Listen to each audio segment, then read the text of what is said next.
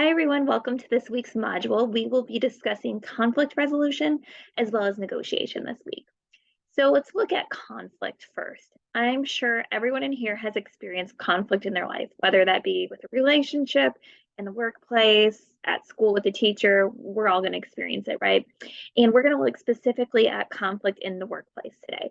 And I'm sure if you can think about any job you've had, there's always been conflict. There's been that one employee that gets on everyone's nerves. There's been that terrible manager that doesn't listen to you, or, there's that gossipy person, or there's that person who steals your parking spot, right?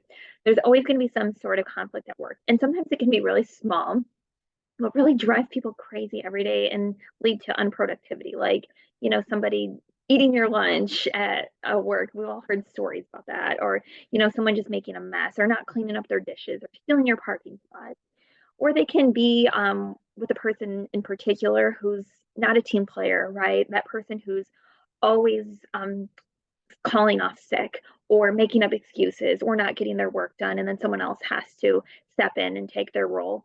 Or it can even be bigger. Someone could be stealing from a company, someone could be lying, somebody could be misusing company's time.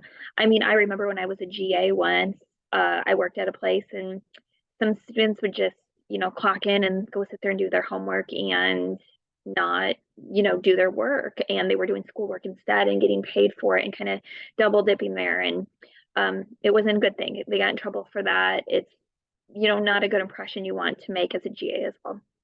So we're going to talk into that. So when there is conflict at work, how do good managers step in? Do they ignore it? Do they call everyone out? Do they have meetings? What do they do? What's a good way to solve conflict and make people feel safe and more productive at work? We're going to look at that.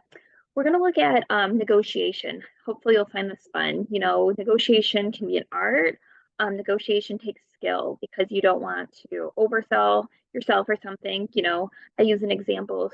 Say someone's selling a Ferrari, like you obviously don't want to go in with a negotiation of $100. No one's going to sell a Ferrari for $100, but maybe through good negotiation, you can, get a couple thousand off the price or something like that. So when we negotiate for jobs, it's not always just salary. It can be relocation fees or more vacation time or benefits or things like that.